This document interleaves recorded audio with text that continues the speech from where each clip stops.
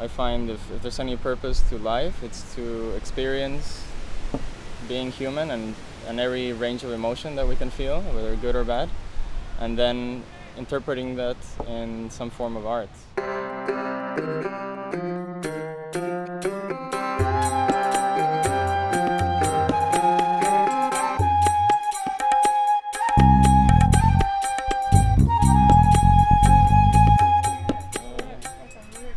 So the Dyer brothers, how often do you get together?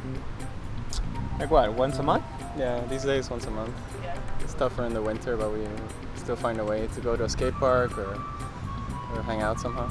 Actually, in Mass gives us a lot of excuse to hang out and do art together because, you know, they make us. And Mass is an art collective that we're a part of, Yeah. where the concept is painting like with a group of people in black and white. It's kind of collaging yourself, so we're both part of this, and we get called in to work here and there. It gives us an excuse to see each other. It's actually it's a three or four tier issue of you have the mentorship program where we work with the English School Board of Montreal. There's the professional side where we work with corporations and private events. There's the public community-based events like Blues Fest, Jazz Fest, Osheaga, all these bigger festivals, and in that way you get to work with every aspect of the community. In my art, I'm associated to various organizations, and their aim is to improve our home. So in that, I've done a lot of murals for community centers, a lot of workshops. The murals alone, just the art that we do in the city, helps the people, take a break from their daily lives.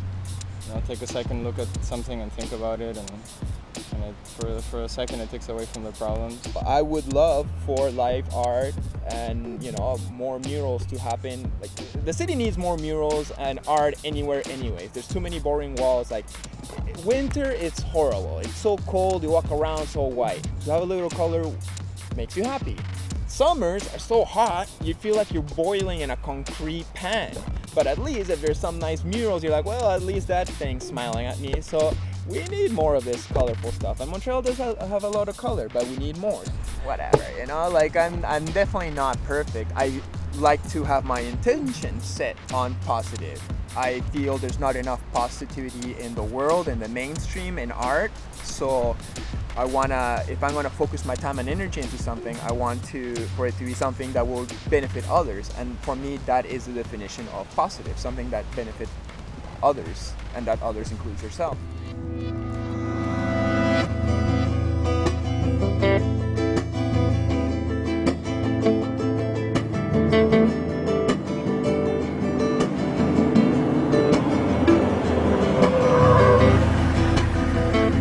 Get in, kid. Thanks.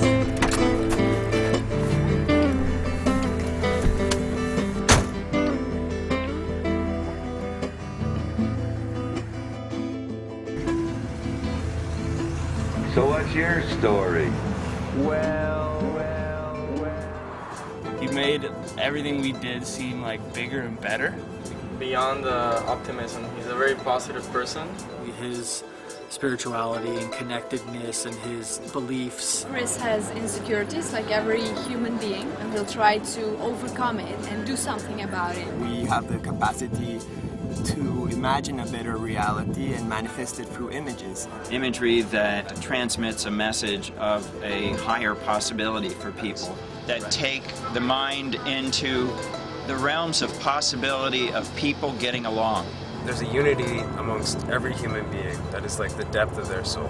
There's a connectivity between everybody, and there's a web of consciousness. How can you ever evolve if you can't see further than the world surrounding you? I feel we're on a positive evolution, an uprising from the roots. They had said in the 60s that the revolution will not be televised, but now we have a new saying, the revolution will be televised by us.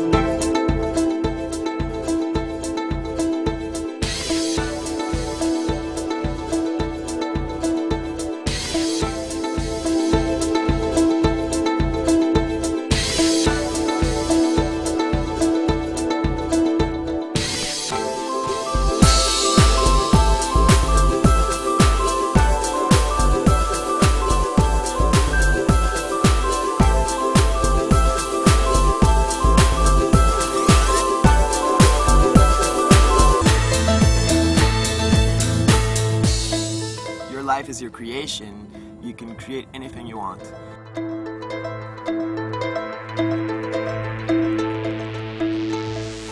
So yeah, so that's what I aim at. But some days I can also do negative pieces, you know, that show a little bit of the darker side of humanity that also lies in me, you know. I'm not gonna be like, oh, I'm a saint, I'm this perfect person, I'm all positive. If anything, having my title Positive Creations is a little of a struggle because there's this whole stigma that I'm supposed to be a person that's a total of a spectrum.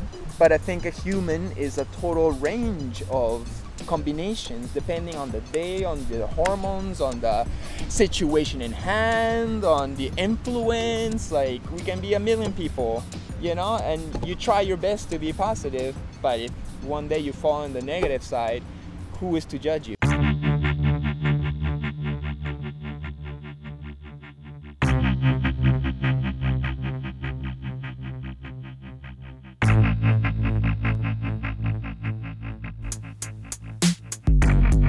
Yes, there should be more contracts from all stores, from area, houses. Like, there should be more money going towards murals, art, and the festival should be like, okay, like, we will hire these artists to perform, to show the people what they do, and they should treat us with respect and get us paid properly. That, I think, is a way to help all these artists be more sustainable in their career and not getting taken advantage of all the time. I don't feel really that artists are so much in competition. Maybe sometimes we feel that if one artist gets a contract, the other one won't. But I think at the end of the day, there should be enough contracts and jobs for everybody to have. So it's not really like if Peru becomes successful, I'm not gonna be like, fuck, his success is bringing me down. No, if anything, if he becomes successful, that's good for me because that means I can get there too. Or I can get my prices there. You know, we all should, instead of like pushing it right down and trying to rise ourselves up and be like, I'm the winner, we should all help each other up, and then we would higher. Cooperation over competition. The more we help each other, the better we'll all do as a whole. Yeah, totally. You need to always find someone to work with, at least at the beginning, and learn together and make things happen for yourself. Because as my brother said, if you need to do art and it's what's in you, you'll have to find a way to make it happen. My latest mantra has been success. It's not the key to happiness. Happiness is the key to success. And in order to be happy, you have to live in perpetual gratitude and be thankful for what you have and what's been given to you, and do your best to help those that you love and that love you. Not to stress too much about the condition of the world, just do your part, and things will turn out the way they should.